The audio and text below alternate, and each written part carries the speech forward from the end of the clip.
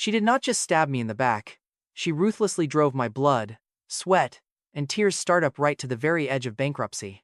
And as the final dish on her betrayal menu, she divorced me to chase her rich childhood sweetheart who just flew back into the country, claiming I could never give her what she wanted. "Why can't you just set me free?" she had pleaded.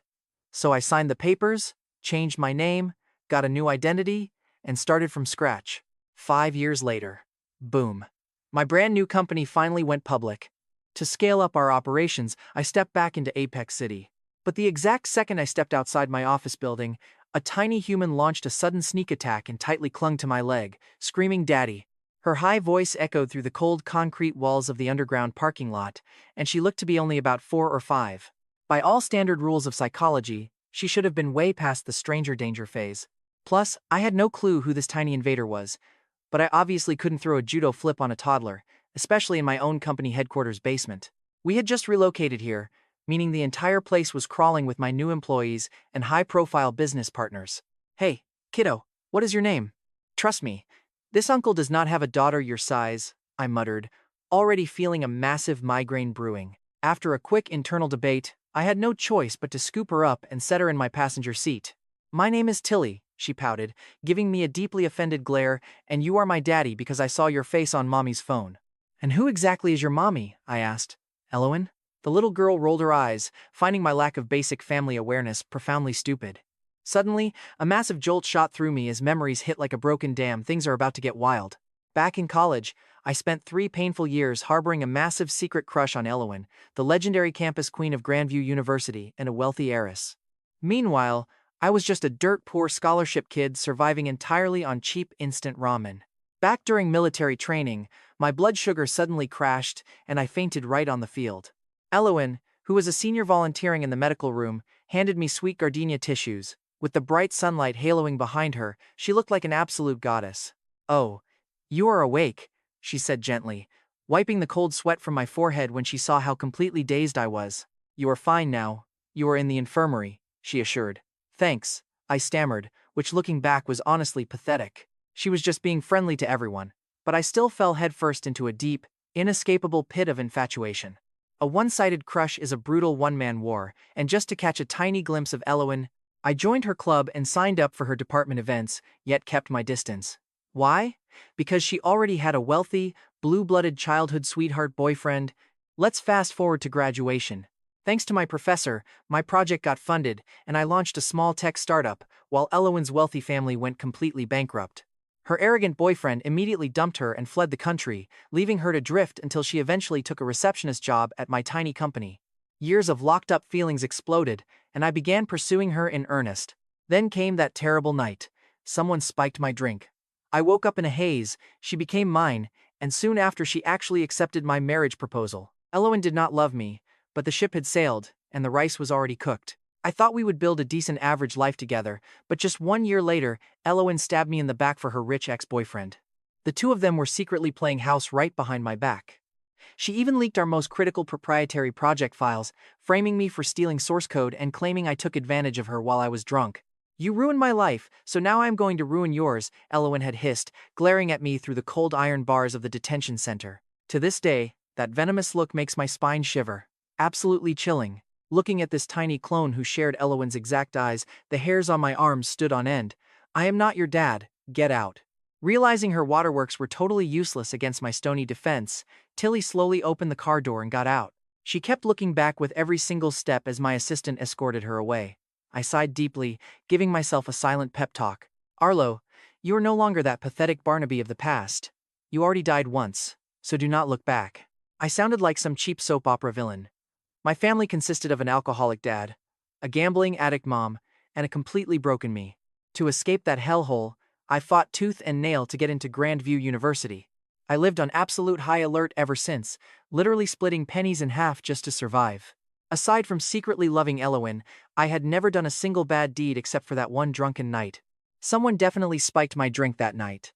I had absolutely no clue how Elowen ended up in my hotel room, and honestly, my brain was too fried to figure out who poisoned me. Elowen had always treated me like pure ice. No matter how many times I explained that we were both set up, she flat out refused to believe a single word. Fortunately, she still agreed to marry me. Yeah, the setup was awful and she hated me, but I hoped time would prove my innocence. To the rest of the world, Elowen seemed like an absolute angel. Everyone she met was instantly charmed by her beautiful face and sweet attitude. Guys kept slapping my back, telling me that Barnaby is one lucky dog. All I could do was smile through the pain. But once the doors closed, Elowen showed her true colors, a legendary princess complex. Everything she touched had to be premium quality, and she refused to lift a single finger to help. My bank account was crying from the constant spending. Plus, feeling totally guilty, I just let her scream at me without ever saying a word back. Soon enough, her harsh words turned into actual physical violence, and I just took it in total silence. On the outside, I looked like a successful young businessman. But behind the scenes, my quiet obedience seemed to satisfy her. On the rare nights she actually wanted me, she would order me to her room. But even there, I had absolutely no control. The moment she got what she wanted, she would kick me right out of bed and throw the used protection straight at my face. Disgusting, she would sneer.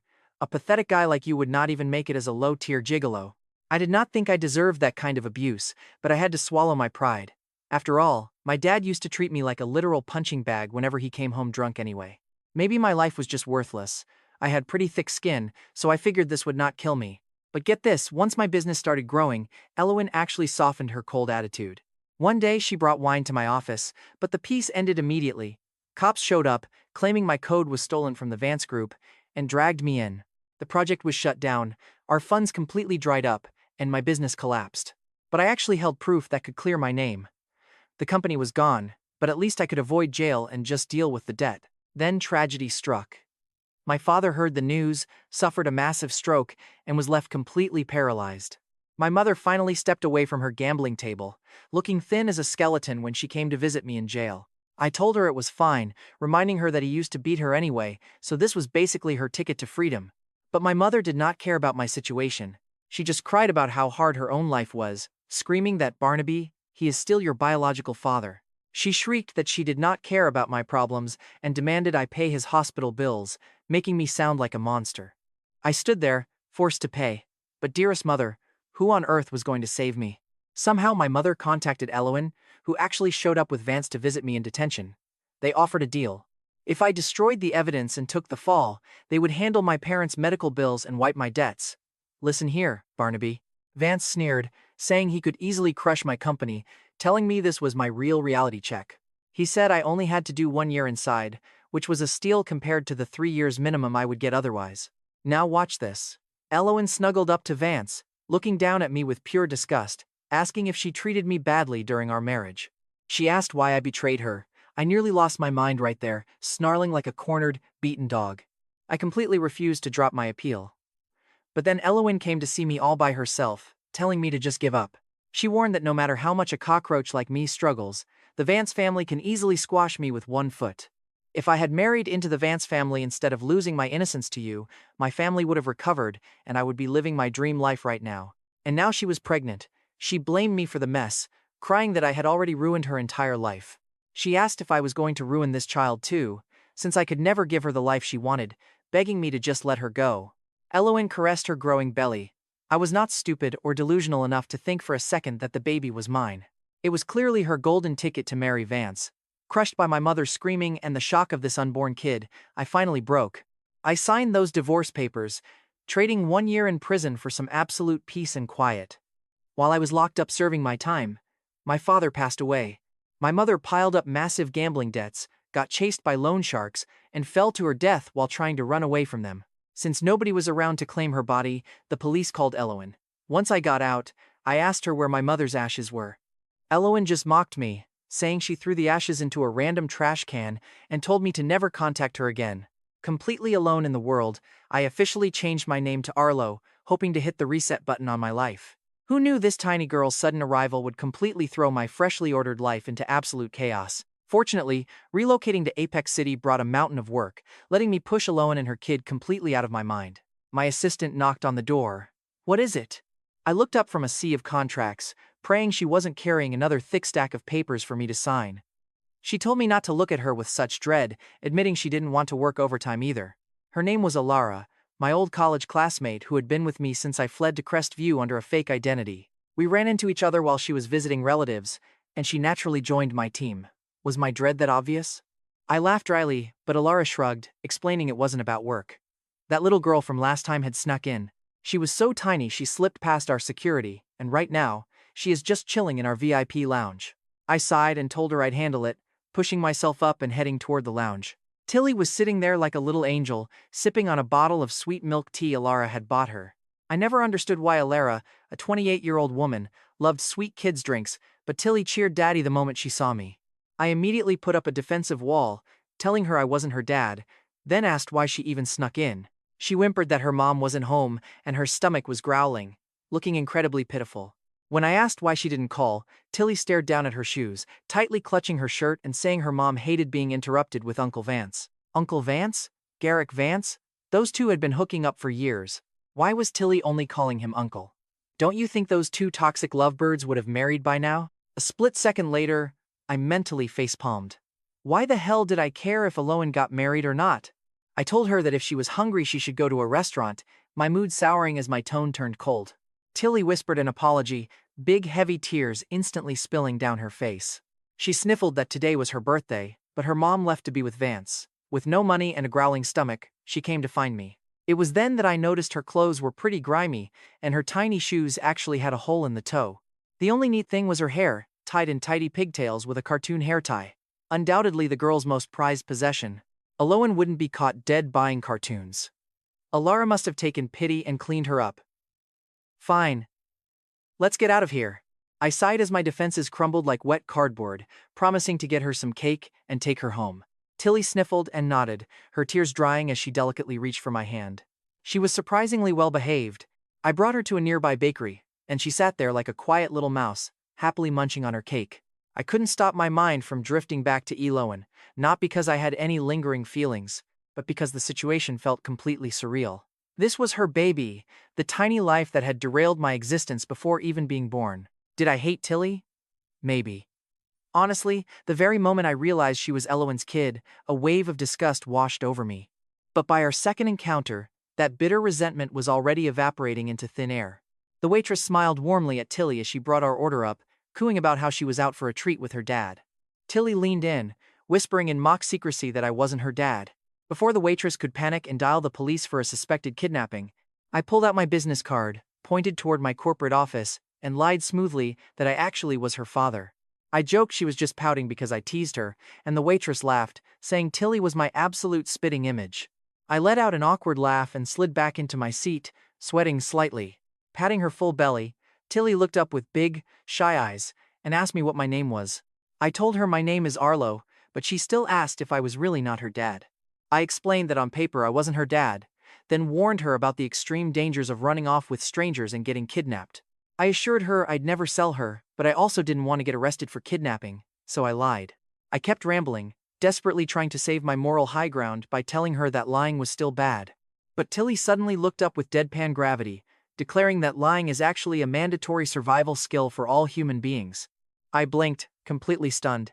She explained her mom taught her men literally can't survive without lying. Honestly, Eloan, what are you teaching this poor child? My head was absolutely pounding. I am stuffed. Thanks for the birthday hangout, Uncle. I won't bother your work anymore. Bye. Tilly shrugged, sliding off her chair and preparing to march right out of there. I called after her. Home, obviously, she said, asking where else she would sleep while looking at me like I was totally brainless. I will drive you, I said. The words slipped out, and I instantly wanted to swallow them back. Now get this. Tilly was Eloan's daughter, meaning there was a high chance of running into my toxic ex. I should not swear in front of a kid, but this was just messed up. After a grueling 30-second internal civil war, I buckled Tilly into the passenger seat, started the engine, and headed toward Eloan's apartment. Uncle, you look super stressed, Tilly pointed out. I am not. I lied, saying I was just tired. I would drop her off, and that would be it. Have a great life, Tilly. Yeah, I was a nervous wreck. Just the thought of facing the woman who systematically dismantled my entire life and left me in ruins made my skin crawl. But by some stroke of luck or misfortune, Eloan was nowhere in sight. Bye, Uncle, she said. I would love to invite you inside, but I cannot even lift the kettle, Tilly said, swinging the door open to reveal a total disaster zone. My heart did a painful flip. This was our old marital home. I walked away from it during the divorce, never imagining she would still be living here and turning the place into a post-apocalyptic landfill. Are you usually home all alone like this? I should have bolted, but my mouth betrayed me. Yeah, Tilly replied. Even though Mommy says he does not mind, her boyfriend clearly hates me. So when she is out with Uncle Vance, I just hang out here alone. Tilly nodded, matter-of-factly. Arlo, you are a complete clown. I silently cursed myself. Yet my body marched right into my ex-wife's trash heap and began cleaning. I told myself this was strictly for the kid.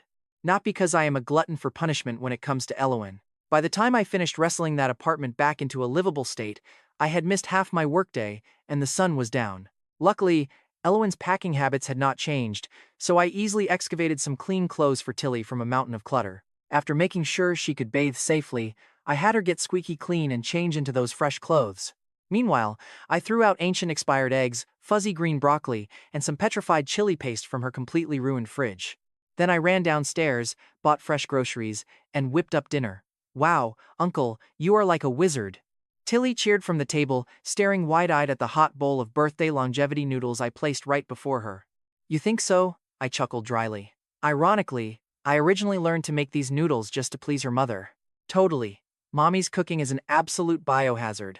It is either a salt bomb, or she mistakes sugar for salt, Tilly complained, pulling a face of pure disgust. Well, she used to be a princess. She did not know how to cook, I said, but princesses can learn if they have the motivation. But my mommy is a lost cause, Tilly remarked with the wisdom of some ancient philosopher. Eat your noodles before that mouth gets us into more trouble, I laughed, just shaking my head. And here comes the twist.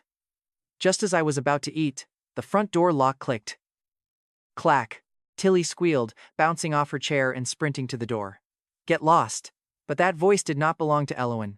It was a deep, rough male voice I would recognize if I was buried 6 feet under. A voice I absolutely loathed. Is that you, Uncle Vance? Tilly's voice trembled, her excitement evaporating as she backed away from the door. You are scaring, Tilly. A blinding rage surged from my toes straight to my skull. In 3 giant strides, I blocked the hallway, glaring daggers at Vance. Look who it is, what was your name again? He slurred heavily. He was carrying a passed-out, limp Elowen over his shoulder like a sack of potatoes. Arlo, I spat out, my voice dripping with sub-zero chill. Vance did not care, smirking as he tried to push past me. With all due respect, you are about as welcome here as a cockroach, I told him. I stood my ground, locking eyes with his light green pupils. What are you supposed to be? Did that beating years ago not sink in? Vance sneered, pinching Elowen's chin and forcing her face up. Hey, Elowen, look, your charm is still holding up. Huh? This pathetic puppy actually crawled back to you. Elowen's head lolled back, barely conscious. I thought her face was burned into my retinas forever, but right now, I could barely recognize the woman before me.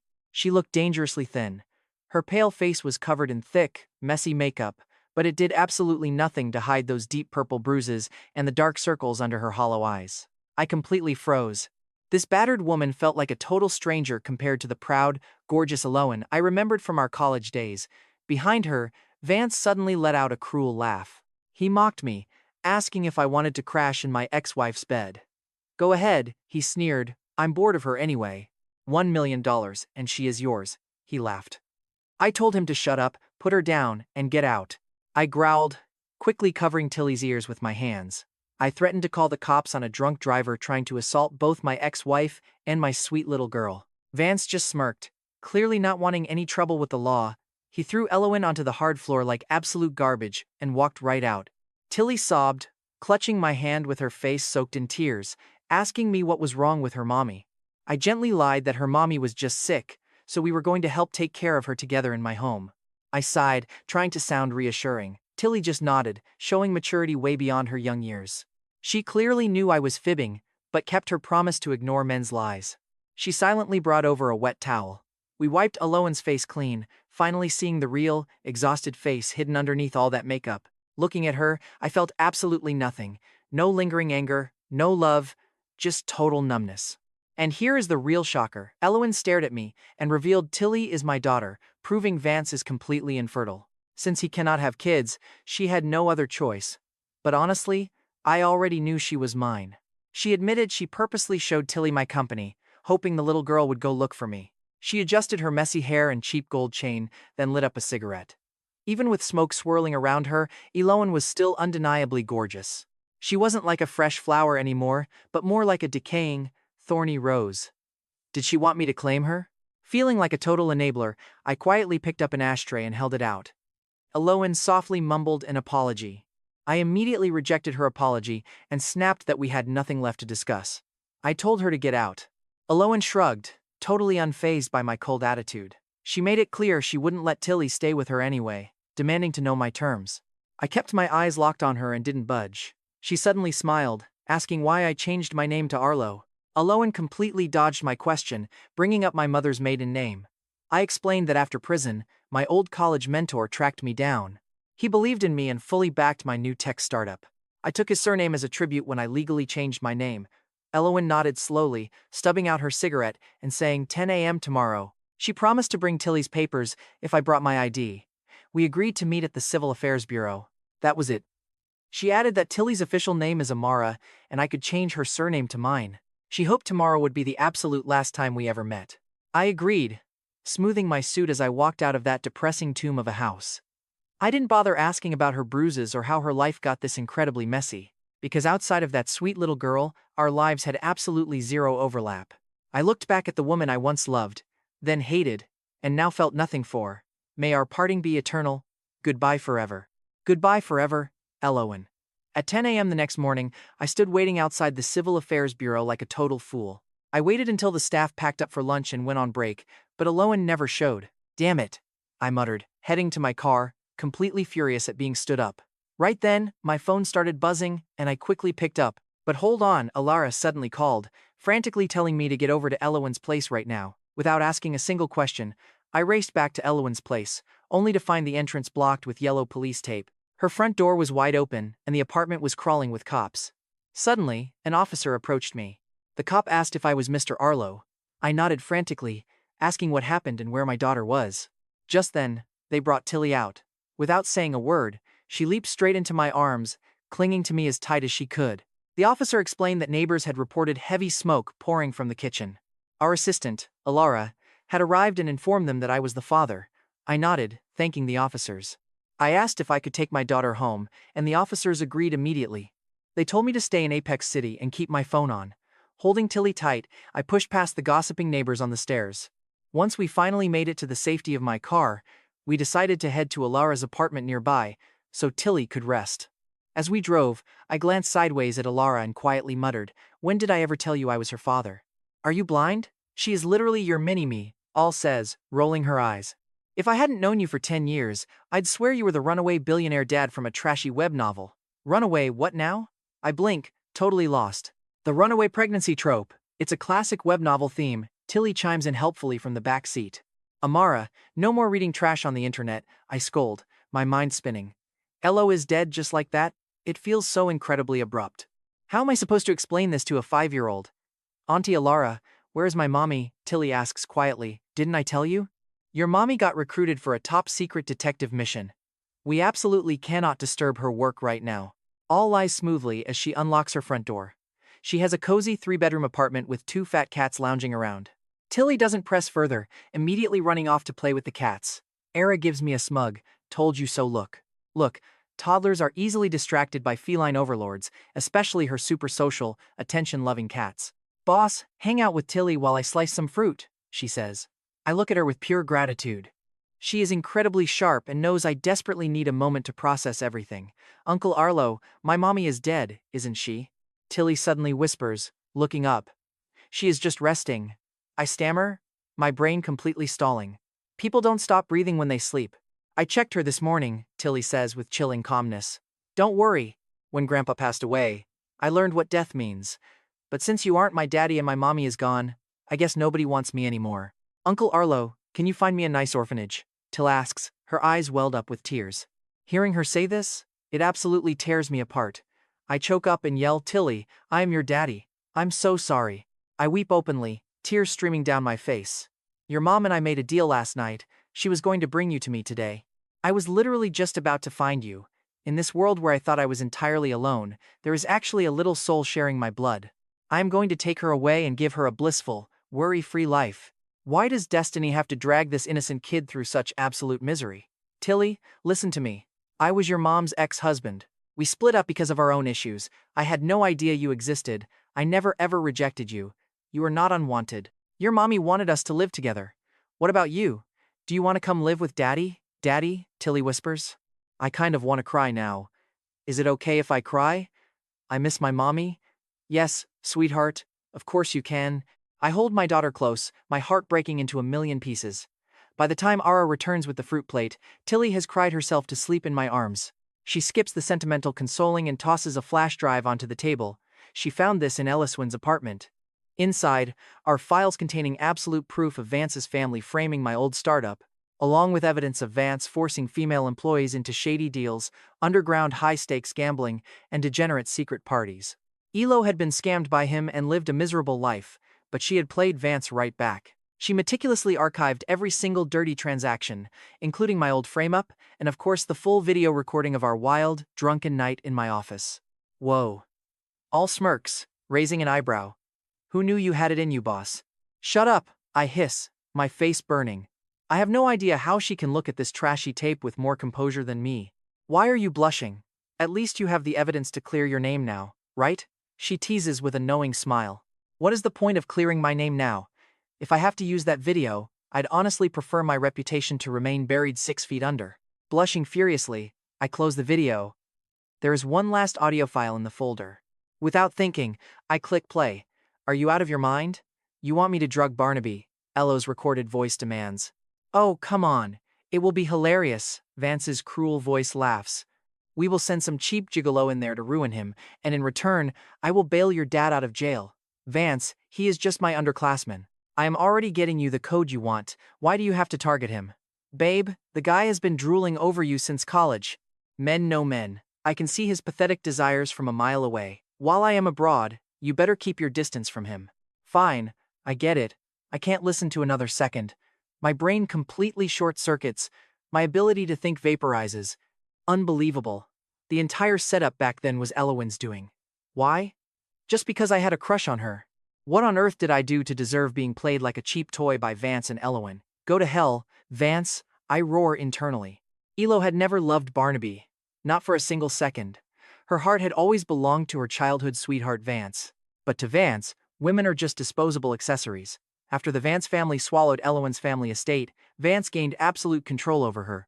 The only thorn in his side is that the Vance group actually lost a major business bid to a...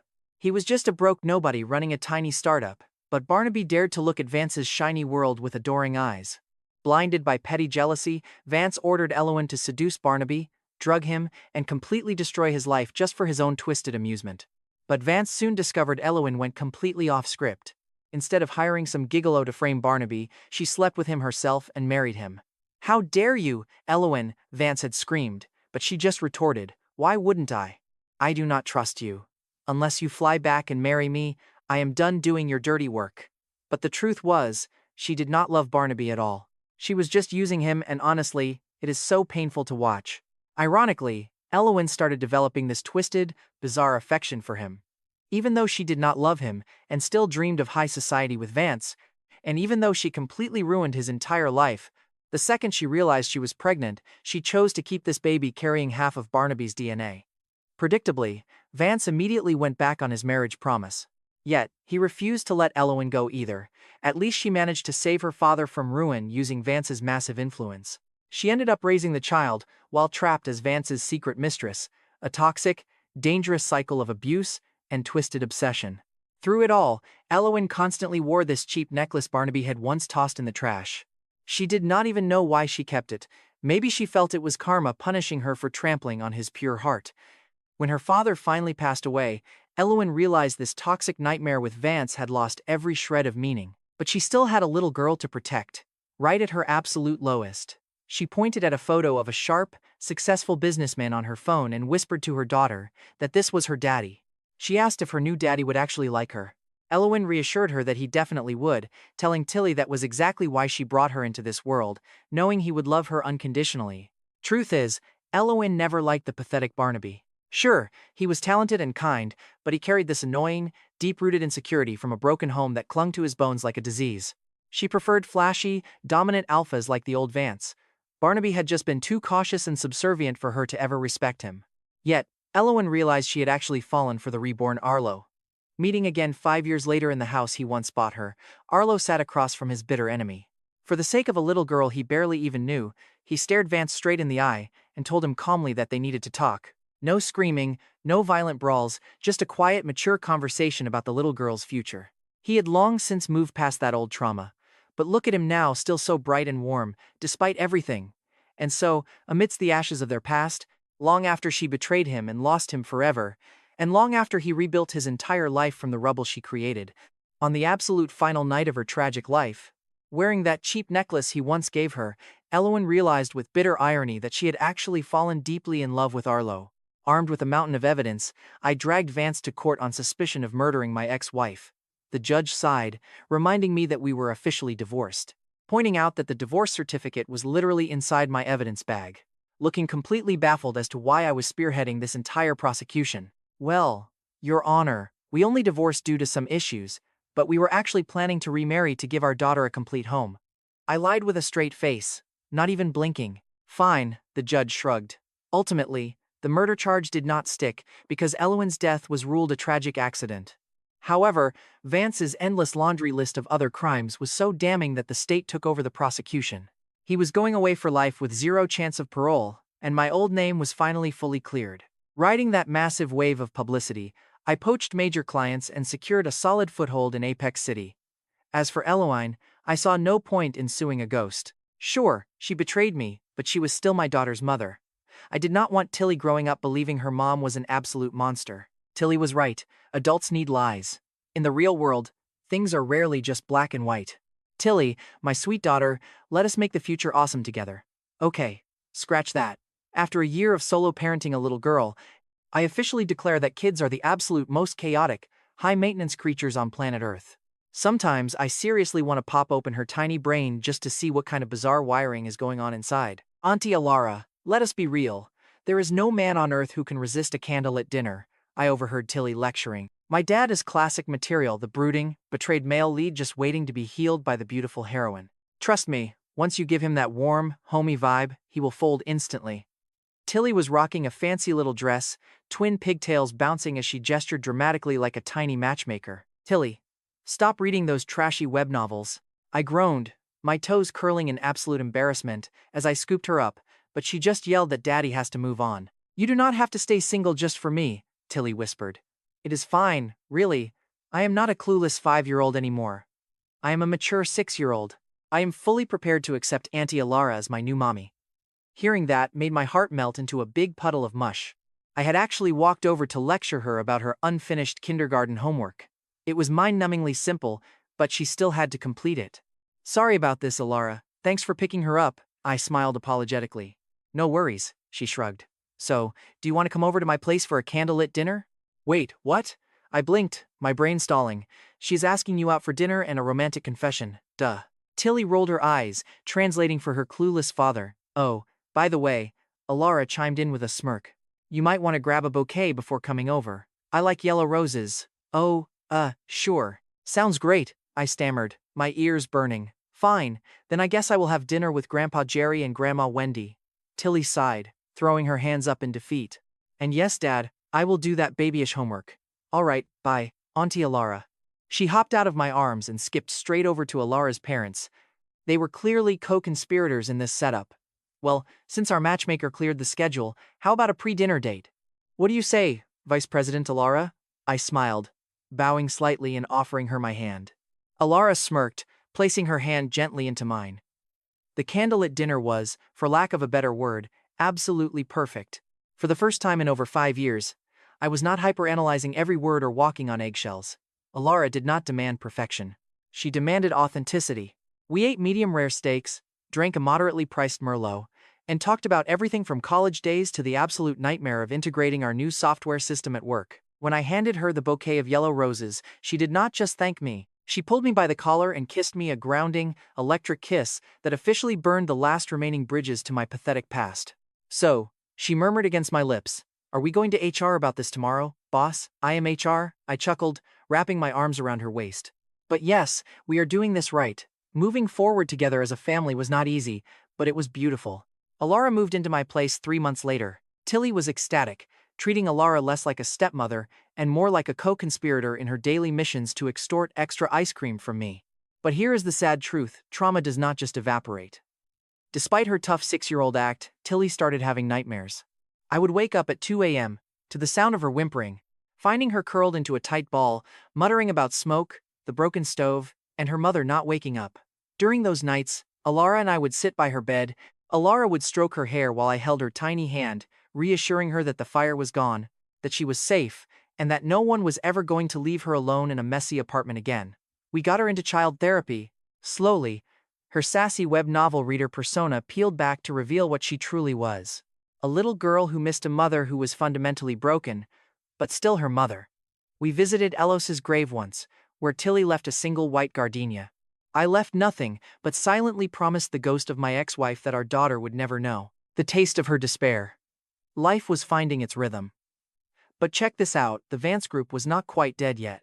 It happened at the Apex City Annual Tech Gala, where my company, Novatech, was the absolute crown jewel of the evening. We had just acquired a massive chunk of market share that previously belonged to Vance Group subsidiaries. With Garrick Vance rotting in a maximum security cell, their entire empire had bled out significantly. I was sipping champagne, watching Alara laugh with investors, when the air behind me suddenly plummeted. Arlo, or should I say Barnaby? I turned slowly. The man standing there shared Garrick's sharp jawline and light green eyes, but the resemblance ended there. While Garrick was a sloppy, arrogant drunk, this man was meticulously put together in a tailored midnight blue suit, his posture like a steel rod, and eyes like a frozen lake. "Julian Vance," I said, my voice steady despite my grip tightening on the champagne glass. He was Garrick's older half-brother, the phantom of the Vance family, who spent the last decade running their European divisions.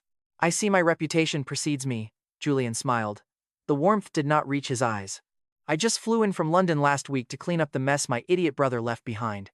"Your brother is serving a life sentence," I replied coldly. "Nothing left to clean." "Oh, but there is." Julian took a sip of his drink, stepping directly into my personal space.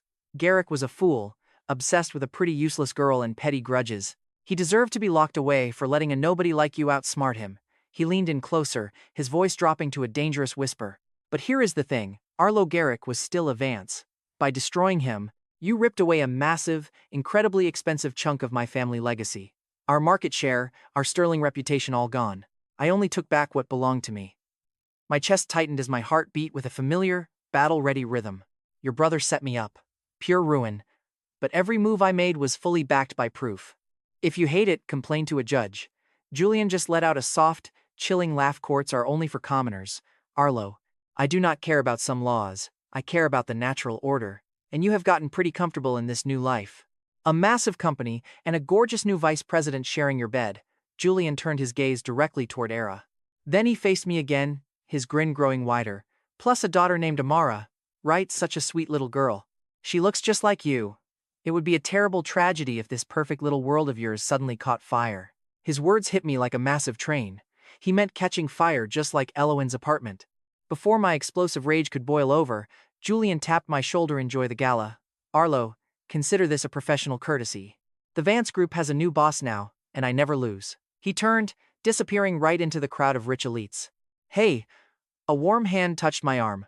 I relaxed instantly, smelling her familiar perfume. "Who was that?" she asked, her eyebrows pulling together as she watched Julian walk away. He looked like he was planning a murder. "That is Julian Vance," I muttered, my voice tight. Ara froze instantly. She had read the files. She knew his dangerous family, and she squeezed my hand very tightly. "Did he threaten you?" she asked. Her voice changed from the cheerful executive to the fierce woman who helped me build everything. "He threatened all of us," I whispered, looking out across the sparkling, crowded room. "A year ago, I was just a broken guy trying to escape my past. Back then, I would have been absolutely terrified. But feeling Era holding my hand, and knowing young Amara was sleeping safely at home under her parents' watchful eyes, the fear changed entirely. It turned into ice-cold resolve. Julian thought I was still Barnaby, that poor, broken scholarship kid, easily scared by family status and money. He assumed I was playing the exact same game as his brother. Watch this, he is dead wrong. "Cancel all my morning meetings tomorrow," I muttered, watching the exit where Julian had vanished. "Consider them cancelled," she replied, asking what we are doing. A dangerous, exciting spark flashed in her eyes. "We are going to war," I answered quietly. They think they can use my family to crush me again. It is time to show his family what a real monster looks like. Era smiled, leaning on my shoulder.